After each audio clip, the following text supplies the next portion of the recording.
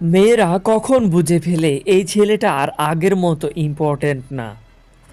তুমি কি কখনো এমন পরিস্থিতিতে পড়েছো যেখানে একটা সময় ছিল তুমি দেরিতে রিপ্লাই দিলে সে সাথে সাথে বলতো কোথায় ছিলে, কি করছিলে, আর আজ তুমি পুরো দিন চুপ থাকলেও সে শুধু লিখে আচ্ছা।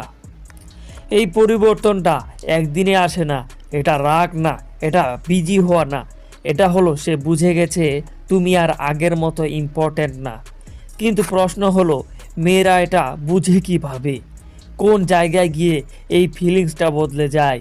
আজকের ভিডিওটা শেষ পর্যন্ত দেখলে তুমি শুধু রিলেশন না, মানুষের সাইকোলজিও নতুনভাবে বুঝতে পারবে। পার্ট ওয়ান, মেয়েরা হঠাৎ বদলায় না। সবচেয়ে বড় ভুল ধারণা হলো মেয়েরা নাকি খুব আনপ্রেডিক্টেবল। আসলে সত্যিটা ঠিক উল্টো। মেয়েরা খুব লজিক্যালভাবে অবজার্ভ করে। তারা লক্ষ্য করে তুমি আগের মতো এক্সাইটেড কিনা, তোমার টোন আগের মতো আছে কিনা, তুমি শুধু কথা বলছো নাকি সময় দিচ্ছ। একটা মেয়ে যখন বদলায় তার আগে সে অনেক কিছুই সহ্য করে। সে চুপ থাকে, নিজেকে কনভিন্স করে হয়তো ও ব্যস্ত, হয়তো আমি বেশি ভাবছি, কিন্তু ভিতরে ভেতরে একটা প্রশ্ন জমতে থাকে, আমি কি এখনো ইম্পর্ট্যান্ট? ধরো একটা মেয়ে নিয়ম করে তোমার সাথে কথা বলতো, তুমি একটু লেট করলে সে রিজন খুঁজে নিত। কিন্তু সময়ের সাথে সাথে তুমি লেট করছো, কথা ছোট করছো, আগ্রহ কম দেখাচ্ছ, সে কিছু বলছে না কিন্তু সে লক্ষ্য করছে, এবং একদিন সে আর এক্সপেক্ট করাই বন্ধ করে দেয়। Part number two, effort imbalance সব থেকে বড় সিগন্যাল। মেয়েরা প্রথমে যেটা বুঝে ফেলে, ইফোর্ট সমান নেই। যখন সে ইনিশিয়েট করছে তুমি রেসপন্ড করছো, সে জানতে চাইছে তুমি শুধু অ্যান্সার দিচ্ছ। এই জায়গায় মেয়েরা বুঝে যায় এই কানেকশনটা একতরফা হয়ে যাচ্ছে। মেয়েরা শুধু অ্যাটেনশন চায় না, মেয়েরা চায় রেসিপ্রোসিটি।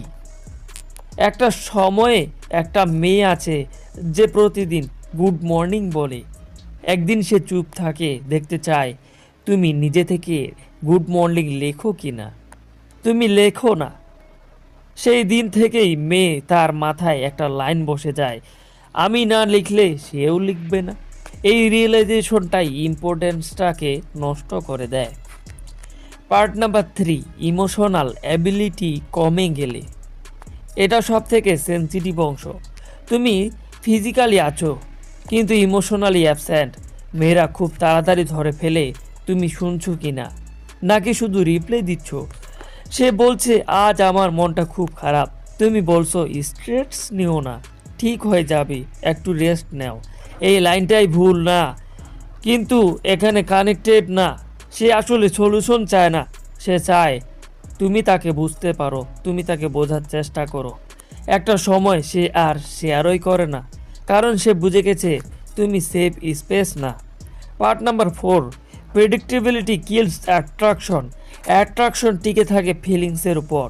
যখন তুমি প্রতিদিন একই কথা বলো, একই প্রশ্ন করো, একই রিয়েকশন দাও, তখন এক্সাইটমেন্ট মরে যায়।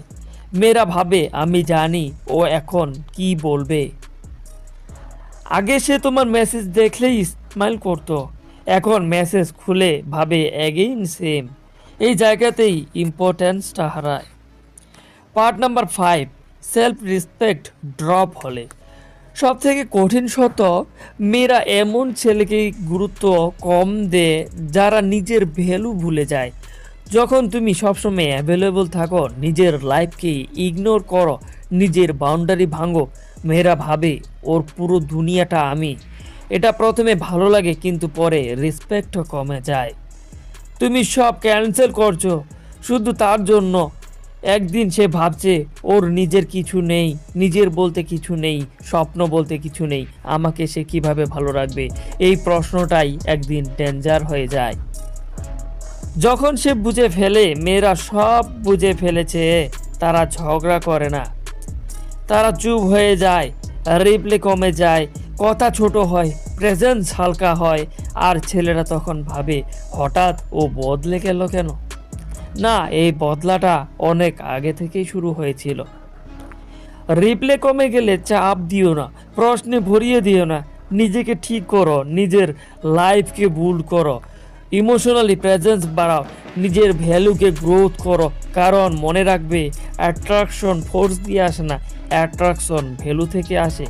এমন ডিপ সাইকোলজি ভিডিও পেতে চ্যানেলটাকে সাবস্ক্রাইব করে রেখো।